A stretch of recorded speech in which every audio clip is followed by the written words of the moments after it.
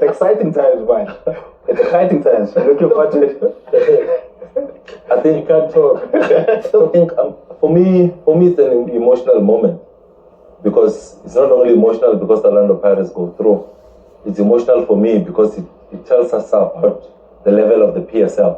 It tells us about the level of this league that we play in. Weekend in, weekend out, we're sitting here analyzing these teams in the PSL. It says a lot about what the champion has done, the champion of the league, to say you've got 4 teams now that are in the semi-finals of continental football. It says a lot about the possibility of South Africa having 2 teams in the final. It's not only about Mamelodi Sundowns or Orlando Pirates. For me, it just says about the level of South African football, how it has risen.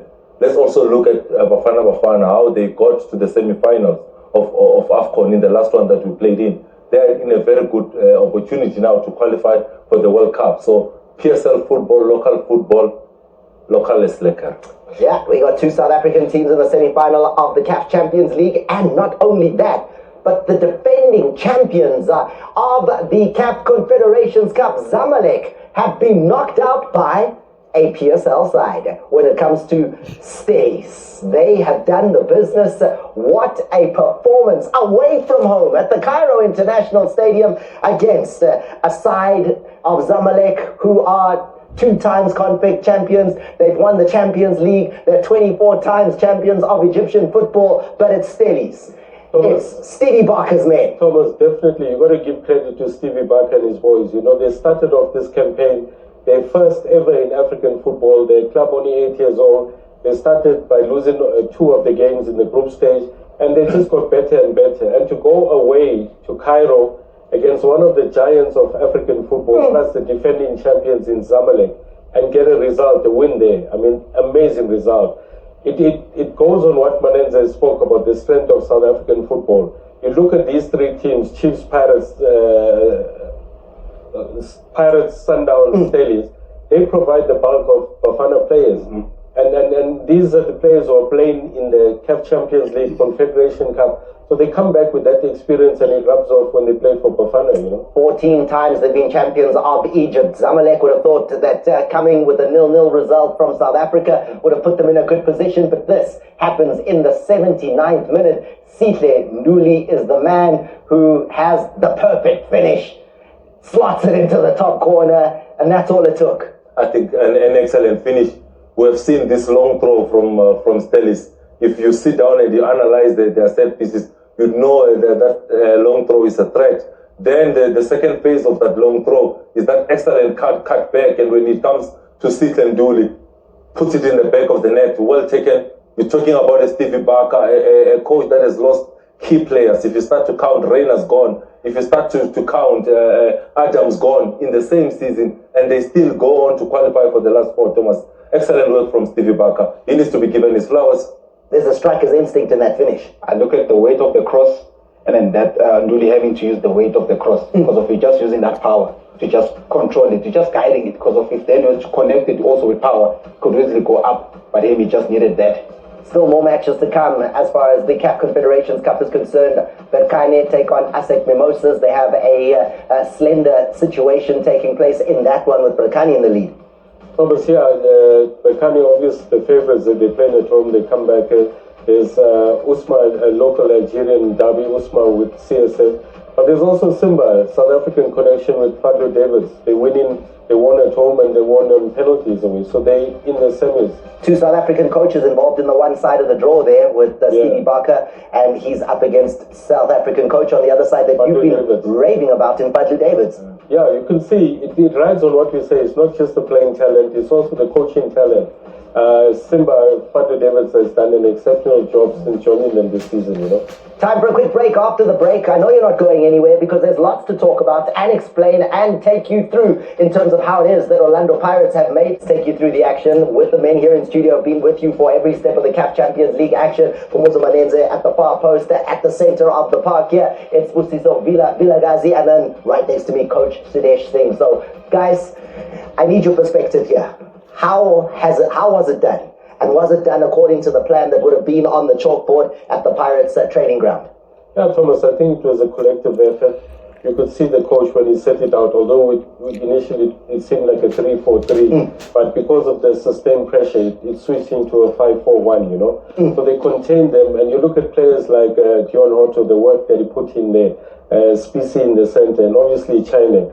So it was a collective effort by Pirates. They were very narrow in the middle and compact, you know. Is it a case of Pirates are one up, when MC Alger come to South Africa, it's on them to try and beat Pirates, not the other way around? 100%. I think you have to now go into the door and keep knocking. You have to take those risks, and if you taking those risks, also you have to be cautious so that you don't open up too widely so that you expose yourself. But it was upon MC Alger to keep on knocking, taking risks. But what I was happy about was Orlando Pirates, that during the middle play, during the breakout play, they were able to control those moments very well. So for me, not to concede in that middle block, it was very crucial, because of the only chance could give them, it was going to be through the crosses, the set place. And for me, this move, I think I'm sharing a bridge. This move for me, I think, take another touch to set yourself up.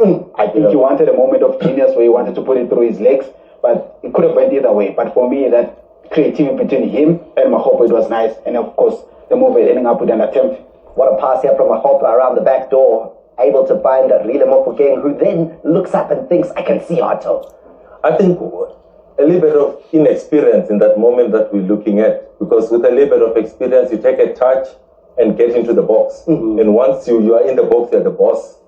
Any touch that will come when you're in the box, you go down. And the defenders won't take a risk in making a tackle in a situation like that. You could have learned from what happened in Algeria when Kota just made a touch in front and then he waited. Then the defenders couldn't make contact because he had the advantage and he was in position, in control, and they couldn't make a touch. And that's why it gave him that little bit of seconds to be able to get that goal away. In that instance, you can see the respect, because really Mofokeng sees Dion Otto on the corner of his eye, and he sees an Orlando Pirates player in a better position than himself. But in that instance, I'm saying you've got the technical quality. Take a touch into the box and wait for any touch, and you win your team a penalty in that instance.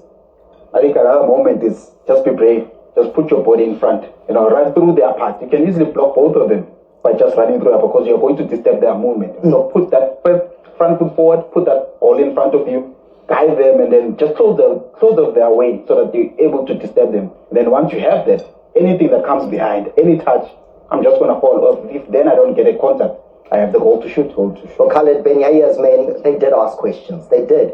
And in that second half, there were a couple, especially one of them from their sub, that looked like it was going to possibly get them the away goal and push this game to what could have been a penalty shootout. This cross here and that free header is a moment they'll look back at. Manezla should have done better. Yeah, Thomas, and Paris defense, this is one of the few times where they were not compact in the central area. But Sipho Chainik once again comes to the rescue, he's in the right place, the right time.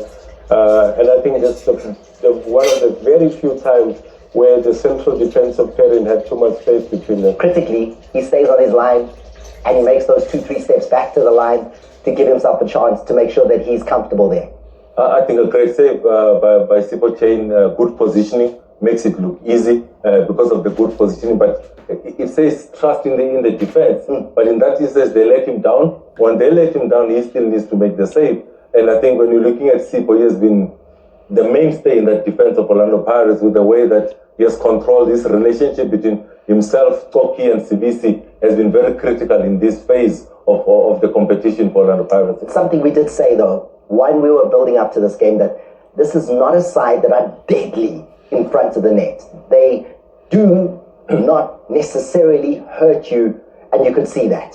Yeah, definitely, Thomas. You could see they started with Bangura. Bangura is just a big physical presence up there, but he's not a deadly finisher, We were worried about Bayazid. He was being left on the bench.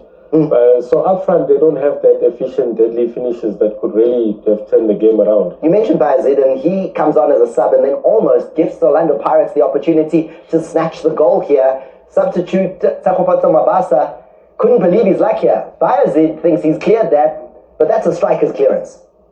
Should score that, though. That he should score. I think for me, Mabasa over there, he should score that. Kill the game off. It's on your favorite foot, left foot. I think you just have to guide it there. You don't have to kill it. Just guide it, because it's going across for me. Just guide it nicely towards the other goal post, and then the ball's going to go in. And I think when you look at this, Thomas, you have to look at the coach's influence, the substitutions that he made. It's a short corner. Who's involved is John Otto's in Gondro. Gondro is coming off the bench. He's the man that plays in that ball into the box. Mabasa, he needed the nerves of steel. Well, us telling eyes, us telling a man, who's a boxing, a very relaxed.